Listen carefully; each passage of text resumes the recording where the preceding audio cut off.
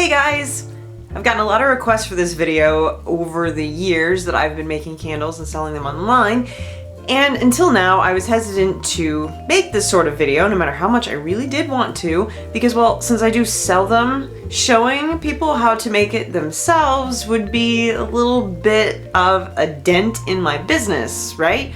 Well, now since I make and sell other products, and I'm not going to show you the exact formulas that I use from my own specific candles, I figured, what's the harm? So I'm gonna show you guys today how to make a simple container candle. And these are the materials that you'll need: a jar or other type of container, a pre-made wick, or your own roll of wick, and wick tabs, something to clamp the wick tabs onto the wick, a Sharpie or other kind of stick to hold your wick in place, dye flakes or a dye block or liquid dye, fragrances, a pouring pot, wax of your choice, a saucepan or saucepot that you don't care about anymore, and a stirring apparatus. My object of choice is an unmarked 8-ounce Shelly jar. You need a wick of some sort. There are two ways you can do this. You can either buy pre-made wicks that you can get at any craft store, or you can make your own. And by doing that, you can just get a roll of wick from, again, any craft store. Cut a length that is about 1 inch or 2 above the container. And if you're making your own wick, you're going to need wick tabs. And these are the little things at the very bottoms of the wick. Just get yourself some squeezers of some sort, thread the wick through the wick tab and pinch it closed, and then you end up with your wick. So you drop your wick into your container and it is pretty much ready to go. And now to get your candle ready to pour, always do this ahead of time. And you can use pretty much anything for this. They make specific candle things for this, but I just use Sharpies because they work just fine. So you take your wick and you thread it through the top a little bit.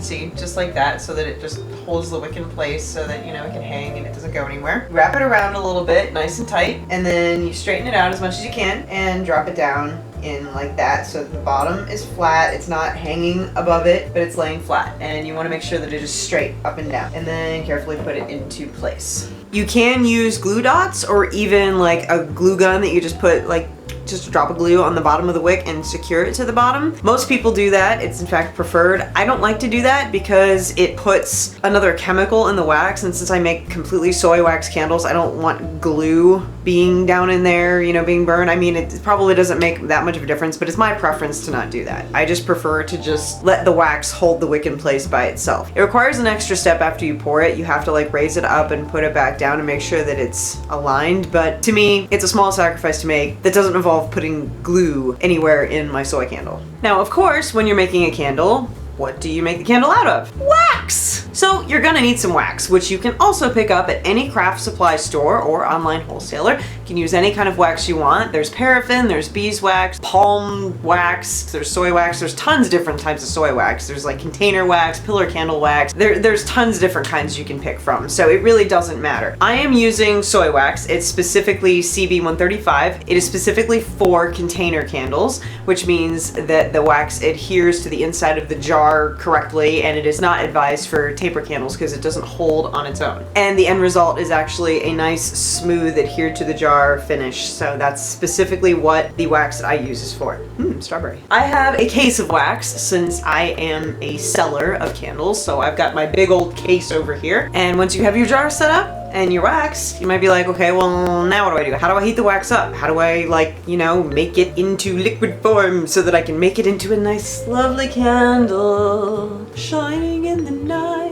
For that, you're gonna need 2 things. You're gonna need one of these. It is a pouring pot. These can be obtained at any craft store, and most of the time you can actually get these in candle making starter kits. So you can get like one of these, some fragrances, some dye, some wicks, and I think maybe a couple of other things that come with it. But yeah, you can get kits for like 20 bucks at a craft store so that you can actually get the whole shebang. So you're gonna need one of these because this is what you heat and pour your wax in. Another thing you need is a pot that you really don't care about. I just went to Goodwill and I just got like some crappy old pot because it's going to get like destroyed on the inside because there's gonna be wax that leaks out and like gets down in there. So you can't really cook with it anymore. You can't really use it after that. So this is a strictly wax heating pot only. Now the alternative to this is to get yourself a double boiler. I don't have that. I actually use this method, but either one is the same because the reason for that is that if you try to heat the wax directly over a flame, it could burn it, scorch it, burst into flames. You know, it's just not safe. And this is a much safer way to heat the wax into a liquid form, and it's just, no one has to die when you use this method, so it's very nice. So how you use this method is you want to fill your pot about halfway up with water, because it will boil over if you overfill it.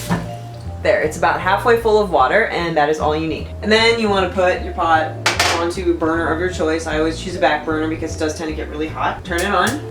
Basically let it boil. It doesn't have to be boiling, it just has to be hot enough so that the wax that's inside the pouring pot that we're gonna put in it momentarily will melt. I don't like to let mine boil because once you set the pot in there, it tends to bubble up and over, and if you have a gas burner like I do, it's not really good to have a bunch of water running down into your gas flames. But it is heating up now, and in the meantime, I'm gonna show you what else you need to do. Now, chances are you're making a scented candle, colored, scented, whatever. So you're gonna need some dye. You can either get liquid dye blocks, dye chips. These happen to be dye chips, so they're already pre-chipped. You just grab a couple, throw them in there, desired color amount, whatever. With the dye blocks, you actually have to like chip them off and pick your amount and stuff. It's kind of tedious, but it's a little better. I don't recommend liquid dye for the soy candles simply because the coloration gets a little bit weird. Dye blocks is a little bit more uniform, plus you use less of it than the liquid dye, and it works better in my opinion. So I have the dye chips. That's what I'm gonna be using for this. And then of course your fragrance. I've got my fragrance here, my super secret fragrance for the candle I'm going to be making. And you can get these also at any craft store, but those, if you're really looking for a high quality fragrant candle, find fragrances from an online supplier. You can find them on eBay, Amazon, or just the online supplier's website. Just search for candle fragrances on the internet and you'll find some. The ones at craft stores tend to be just a little bit more diluted and not as strong.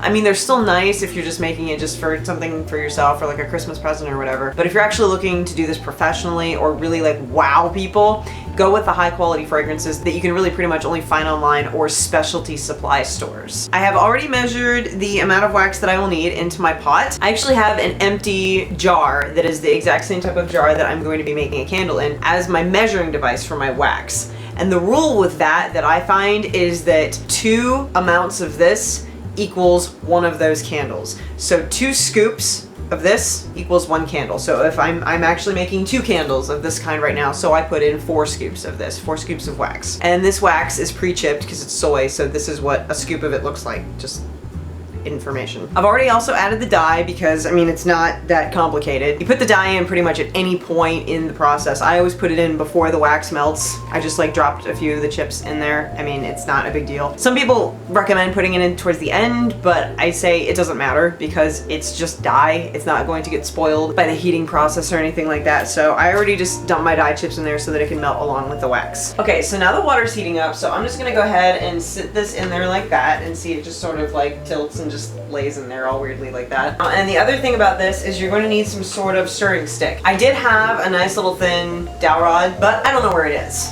I used a chopstick at one point even too, and I used a barbecue skewer for shish kebabs. Doesn't really matter what you use as long as it's, you know, fire safe and, you know, won't burn you. It's not a conductant or anything. While the water's heating up, I'm just gonna stir this a little bit. See how the dye is like starting to dye and the wax is starting to melt. So I just kind of stir it up to just sort of like expedite the whole process. It really helps the more you stir it. Okay, so my wax is melted now. See, it's nice and liquidy. So you want to wait till it gets to about this stage. And I keep a paper towel in front of it because the bottom will drip water out from the thing. So I just like do that and put it on a paper towel, and this is where you want to add your fragrance. Remove it from the heat first, otherwise the fragrance will sort of evaporate off and it'll just be bad. So you wait until it's completely melted, remove it from the heat, let it cool down just a smidge, and then add your fragrance. You can add as much fragrance as you want depending on how strong you want the candle to smell. So I'm gonna add this. That was probably about a teaspoon, I would say, for 2 candles, what I'm doing. But I'm doing 2 fragrances, but then again, my candles smell strong, so I'm just doing a couple there. Add my fragrance. I'm gonna just stir it up, make sure it's good and incorporated. And now you're ready to pour it into your jar. Now you wanna pour it somewhat slowly, but quickly enough at the same time that it won't get air bubbles in it. So basically not real slow, but not like super fast either. Just a nice medium pace for pouring. and you fill it up to the desired level. And this is the part that I was talking about, where if you don't glue the wick tab to the bottom of the jar, you just lift up, bring it above the surface, center it, and lower it slowly back down so that it is centered. And there you have it. It's that easy. Then you just wait for it to cool. I do not let anyone in my candle pouring area until they are completely cooled, because any type of like footsteps, vibrations, or anything could make it pit.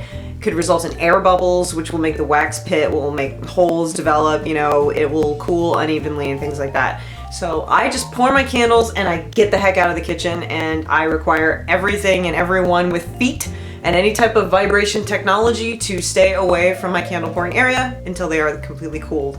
Otherwise, it will mess with them and I will have to kill everyone and start over. It usually takes the candles anywhere from 2 to 4 hours to cool, depending on how much heat is around it, what type of day it is, how big the candle is, etc. So stay out of your kitchen for 2 to 5 hours if you don't want your candle to suck. Then when you're finished, you're left with a stunningly beautiful container candle of your very own. And when you're done, you just trim the wick at the top to just a little bit below the container so that it's not like lopped over. The recommended wick length is about 1/4 of an inch for safe burning purposes. So I just trim it to about 1/4 of an inch and then top it with a stylish black lid. And there it is. Well, I hope you guys enjoyed that. And if you guys want to experiment with any candle making of your own, head to your nearest craft store. I recommend Hobby Lobby very highly. Joann Fabrics doesn't have much in the way of candle making. Michaels is pretty good. They have candle making stuff, but it's a little more pricey. Pack-a-Tans is good, also a little bit more pricey. So Hobby Lobby is what I recommend if you want to buy a first-time candle making kit. You can pick up candle making pamphlets for free. They usually have them like in the same aisle, just like hanging there, stuck in there, and you can just grab one. It's totally free. It's just like a little pamphlet, a card or whatever, where you can look at and get some ideas on how to make like little candles of your own. So thank you guys for watching, and if you don't feel like putting the effort into trying to make your own candles and trying to hunt down good fragrances, and by the way, no one knows my secret ingredients for my candles, you can always check out my website at underworldconnection.com, where I sell my candles. I sell lotions, lip balms, shower gel, and body spray, and pillows. Check that out. Go shopping, have a heyday. I'm actually having a 10% off sale till the end of March. The code is SALE10. Just put it in at the end of the checkout. No account is required. And if you want to try your hand at making candles yourself, now you know how to do it. It's real simple and it's really fun. It's a nice little hobby to pass the time, and you can make it for any kind of holiday gifts or birthday presents or baby shower presents or anything like that. So it's a nice thing to know how to do. It's just a nice fun hobby. So I'll see you guys in my next video, and thank you for watching. Bye!